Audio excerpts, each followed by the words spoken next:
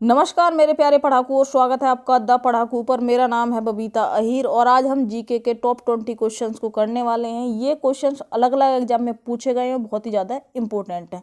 आपको सभी क्वेश्चंस को करना है और लास्ट में कमेंट में स्कोर भी बताना है कि 20 में से कितने क्वेश्चंस आपके सही गए। तो चलिए, पहला प्रश्न है, महात्मा गांधी ने सत्याग्रह सभा की स्थापना कब की थी? 1920, 1918, 1919, 1921। तो देखिए, सत्याग्रह सभा की स्थापना महात्मा गांधी ने 1919 में क्या आता है, रोलेट एक्ट, जिसे काला कानून भी कहा जाता है, उसका विरोध करने के लिए सत्याग्रह सभा की स्थापना की थी। तो फरवरी 1919 में महात्मा गांधी ने सत्याग्रह सभा की स्थापना की, क्योंकि 1919 में क्या आता है, रोलेट एक्ट, उस कानून का विरोध करने के लिए जो है सत्याग्रह सभा की स्थापना की थी।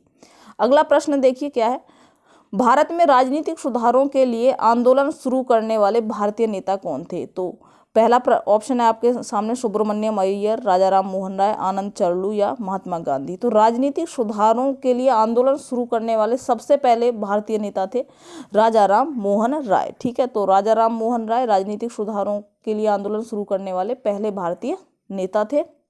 अगला प्रश्न, 28 दिसंबर 1885 को भारतीय राष्ट्रीय कांग्रेस की स्थापना गोकुल दास तेजपाल संस्कृत स्कूल के परिसर में हुई थी।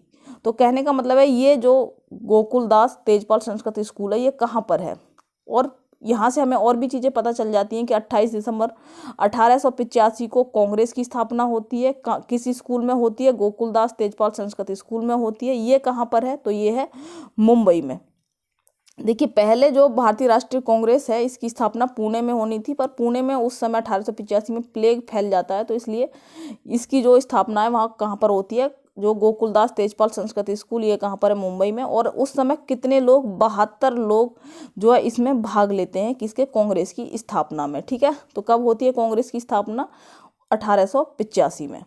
अगला प्रश्न, 1917 का सत्याग्रह महात्मा गांधी का पहला सत्याग्रह था और भारतीय स्वतंत्रता आंदोलन में एक बड़ा विद्रोह था। तो 1917 में महात्मा गांधी का पहला सत्याग्रह होता है भारत में, क्योंकि 1915 में महात्मा गांधी वापस आते हैं दक्षिण अफ्रीका से और 1917 में पहली बार भारत में सत्याग्रह करते हैं। 1917 का सत्याग्रह कौन सा सत्याग्रह है? तो खेड़ा भारत छोड़ो नागरिक अवज्ञा चंपारण। तो चंपारण जो कि बिहार में, वहाँ पर नील की खेती को लेकर के विरोध हो रहा था, क्योंकि जो है अंग्रेजों ने जबरदस्ती जो है नील की खेती करवाते थे वहाँ पर। तो उसके लिए चंपारण में जो महात्मा गांधी ने एक सत्याग्रह किया था। तो चंपारण सत्याग्रह सबसे पहला सत्याग्रह कब होता है? 1917 में होता है महात्मा गांधी का चंपारण सत्याग्रह, 1917 में। ठीक है, चंपारण कहाँ पर है? बिहार में। अगला प्रश्न, कौन सी झील भारत की सबसे बड़ी खारे पानी की झील है? भारत की सबसे बड़ी खारे पानी की झील है, भारत की सबसे बड़ी झील भी है। झील वाला वीडियो मैंने बहुत अच्छे से कराया हुआ है, वहाँ पर बताई हुई हैं सारी चीज़ें। तो देखिए, भारत में सबसे बड़ी खारे पानी की झील और भारत की सबसे बड़ी झील कौन सी है? डल, वुलर, चिल्का या डीडवाना। तो खारे पानी की सबसे बड़ी झील है चिल्का झील। कहाँ पर है? ये उड़ीसा में। और क्या है? एक लैगून झील है। लैगून क्या होता है? समुद्र के पानी से बनी हुई झील को क्या कहते हैं? लैगून। तो चिल्का झील। अगला प्रश्न, मिट्टी भारत में सर्वाधिक मात्रा में पाई जाती है, यानी इनमें से कौन सी मिट्टी है जो सर्वाधिक क्षेत्रफल पर पाई जाती है भारत में? लाल, जलोढ़, काली या लेटराइट मिट्टी।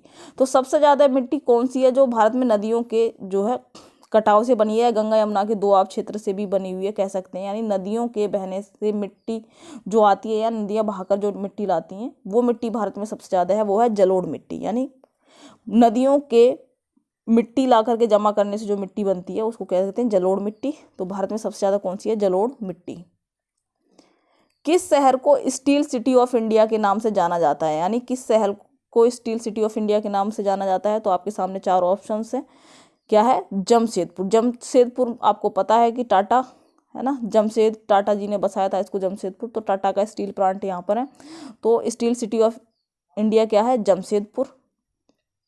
अगला प्रश्न, इनमें से कौन सी नदी भारत में पश्चिम दिशा में बहने वाली नदी नहीं है? पश्चिम दिशा में यानी इधर पूरब है और इधर पश्चिम। तो कौन सी नदी है जो इधर की ओर नहीं बह रही है? ठीक है, नर्मदा, लूनी, साबरमती। ये तीनों की तीनों नदियां पश्चिम दिशा में बहती हैं और अरब सागर में गिरती हैं। कृष्णा नदी एक ऐसी नदी है जो पश्चिम दिशा में नहीं बहती है, ये ऐसे बहती है पूरब की ओर, बंगाल की खाड़ी में जाकर के गिरती है। ठीक है, तो कृष्णा नदी पश्चिम दिशा में नहीं बहती है। बाकी नर्मदा, लूनी, साबरमती ये सब क्या है? पूरब की, वो पश्चिम की ओर बहने वाली हैं और किस में गिरती हैं? अरब सागर में। प्रतिवर्ष भारत में राष्ट्रीय पंचायती राज दिवस, मोस्ट इंपोर्टेंट प्रश्न, ठीक है, पंचायती राज दिवस कब मनाया जाता है? यह दिन संविधान संशोधन 73वां जो संविधान संशोधन अधिनियम है 1992 का, उसके जारी होने का प्रतीक है। देखिए ये प्रश्न इसी तरीके से दिए हुए थे UPSSC की बुक में, तो उसी तरीके से यहाँ लिखे हुए हैं। एक प्रश्न में आपको कई सारी चीजें मिल जाती हैं कि पंचायती राज जो है वो किस संविधान संशोधन से संबंधित है, तो 73वां संविधान संशोधन है। कब आया था? 1992 का जो है अधिनियम है। और पंचायती राज दिवस कब मनाया जाता है? तो आपके सामने ऑप्शन है 26 जून, 24 अप्रैल, 12 अगस्त या 23 सितंबर। तो 24 अप्रैल को ये अधिनियम जो है लागू होता है, उसी के उपलक्ष्य में पंचायती राज दिवस मनाया जाता है। मोस्ट इंपोर्टेंट है पंचायती राज दिवस 24 अप्रैल को, ठीक है। 73वां संविधान संशोधन 1992 का एक्ट है, 1993 में ये लागू होता है, ठीक है। एक्ट कब का है? 1992 का है पंचायती राज दिवस। 74वां क्या है? नगर निगम से संबंधित है। 74वां संविधान संशोधन नगर निगम से, पंचायती राज से संबंधित कौन सा है? 73वां संविधान संशोधन। भारत के संविधान की अनुसूची में असम, मेघालय, त्रिपुरा और मिजोरम राज्यों में जनजातीय क्षेत्रों के प्रशासन के संबंध में प्रावधान है। तो इसमें पूछा गया कौन सी अनुसूची में असम, मेघालय, त्रिपुरा, मिजोरम इन राज्यों की जनजातियां जो हैं उनके प्रशासन से संबंधित जो है प्रावधान है। 5वीं, 6ठी, 10वीं, 4थी जो अनुसूचियों वाला वीडियो है उसमें मैंने आपको ट्रिक से सारी ये याद कराई हुई है, नहीं देखा है तो उसे देख लीजिए। तो आपको पता होना चाहिए कि इसमें क्या होगा, जो है 6ठी अनुसूची, ठीक है। असम, मेघालय, त्रिपुरा, मिजोरम ये 4 राज्य हैं, इसमें उनके जनजातीय प्रशासन से संबंधित चीजें किसमें? 6ठी अनुसूची में। 10वीं में क्या है? दल बदल कानून है। 4थी में क्या है? राज्यसभा की सीटें हैं। 5वीं में क्या है? SC ST से संबंधित प्रावधान है, ठीक है। और असम और इनसे संबंधित 6ठी अनुसूची में। अगला प्रश्न देखिए, गौतम बुद्ध ने अपना पहला उपदेश कहाँ पर दिया था? कुशीनगर, शंखिसा, सारनाथ, श्रावस्ती। तो गौतम बुद्ध ने पहला उपदेश कहाँ पर दिया था? सारनाथ में। और सबसे ज्यादा वर्षावात कहाँ पर किए थे? श्रावस्ती में, ठीक है। और उपदेश कहाँ दिया था? सारनाथ में। मृत्यु कहाँ हुई थी? कुशीनगर में गौतम बुद्ध की। निम्नलिखित में से कौन सा विकल्प शरीर का सबसे बड़ा आंतरिक अंग है? तो इसमें से कौन सा है जो शरीर का सबसे बड़ा आंतरिक अंग है? गुर्दा, गुर्दा बोला जाता है किडनी को, जिगर यानी लिवर, पेट आप लोग जानते ही, और फेफड़े। तो सबसे बड़ा क्या होता है जो शरीर का आंतरिक अंग है? वो है जिगर, जिगर यानी जिसे हम क्या कहते हैं? लीवर कहते हैं, ठीक है, लीवर। और गुर्दा किसे कहा जाता है? किडनी को। अगला प्रश्न देखिए, निम्नलिखित में से किस विटामिन की कमी से बच्चों में सूखा रोग नामक विकार पैदा होता है? तो सूखा रोग किस विटामिन की कमी से होता है? Vitamin B, A, D, E। तो विटामिन D की कमी से क्या हो जाता है? सूखा रोग हो जाता है। निम्नलिखित में से किस वैज्ञानिक ने चेचक हेतु टीके की खोज की थी? तो मोस्ट इंपोर्टेंट है, चेचक के टीके की खोज किसने की थी? एडवर्ड जेनर, युवा एम्वाल, लुई पास्चर या आइंस्टीन। तो एडवर्ड जेनर ने चेचक के टीके की खोज की थी। चेचक का टीका एडवर्ड जेनर। निम्नलिखित में से कौन मच्छर के काटने से उत्पन्न रोग नहीं है? ठीक है, कौन से मच्छर से उत्पन्न रोग नहीं है? तो डेंगू, जीका, चिकनगुनिया या दाद। तो इसमें से जो दाद है वो मच्छर के काटने से नहीं होता है, ठीक है। प्रोटोजोआ जनित रोग है क्या? दाद। बाकी ये तीनों क्या है? मच्छर के काटने से हो जाते हैं, ठीक है। मच्छर से उत्पन्न रोग हैं डेंगू, जीका और चिकनगुनिया। दाद इससे संबंधित नहीं है। किसकी कमी से क्वाशियोरकर नामक विकार उत्पन्न होता है? किसकी कमी से? कार्बोहाइड्रेट, प्रोटीन, खनिज पदार्थ या वसा। तो क्वाशियोरकर नामक जो रोग है वो प्रोटीन की कमी से हो जाता है। प्रोटीन हमारे शरीर में वृद्धि के लिए आवश्यक होती है। शरीर की वृद्धि के लिए क्या आवश्यक होता है? प्रोटीन। मसल्स के निर्माण के लिए क्या आवश्यक होता है? प्रोटीन, ठीक है। प्रकाश संश्लेषण में रोशनी किस ऊर्जा में परिवर्तित हो जाती है? प्रकाश संश्लेषण में रोशनी किस ऊर्जा में परिवर्तित हो जाती है? ताप ऊर्जा, ऊष्मा ऊर्जा, यांत्रिक ऊर्जा, रासायनिक ऊर्जा। तो प्रकाश संश्लेषण में जो रोशनी यानी जो सूर्य का प्रकाश है वो रासायनिक ऊर्जा में परिवर्तित हो जाता है, ठीक है। किसमें? रासायनिक ऊर्जा में। दबाव का SI यूनिट या SI मात्रक क्या है?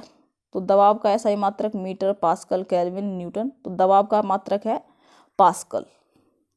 अगला प्रश्न देखिए, मांसपेशियों के निर्माण और बढ़ाने तथा एंटीबॉडी के निर्माण के लिए निम्नलिखित में से कौन आवश्यक है? तो मांसपेशियों के निर्माण के लिए, उन्हें की वृद्धि के लिए और एंटीबॉडी बनाने के लिए किस चीज़ की आवश्यकता होती है? मैंने अभी बताया भी था आपको, प्रोटीन, कार्बोहाइड्रेट, विटामिन या कैल्शियम।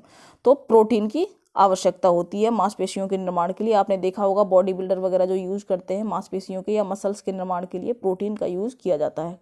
कार्बोहाइड्रेट क्या होता है, जिससे हमें ऊर्जा मिलती है, शरीर को सर्वाधिक ऊर्जा कार्बोहाइड्रेट से मिलती है। विटामिन का काम क्या होता है, शरीर से रोगों से सुरक्षा करना, शरीर की, और पाचन को जो है सही से जो है सुचारू रूप से चलाना। और कैल्शियम का काम क्या होता है, हड्डियों की वृद्धि करना और हड्डियों की मजबूती प्रदान करना, ये कैल्शियम का काम होता है।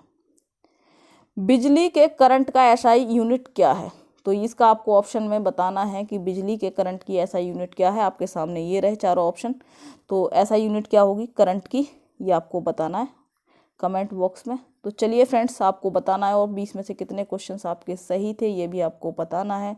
और अगर वीडियो पसंद आई हो तो लाइक कर दीजिए, अपने फ्रेंड्स को शेयर कर दें, और चैनल को सब्सक्राइब नहीं किया है तो ज़रूर कर लें, ठीक है। तो चलिए, थैंक यू फॉर वॉचिंग।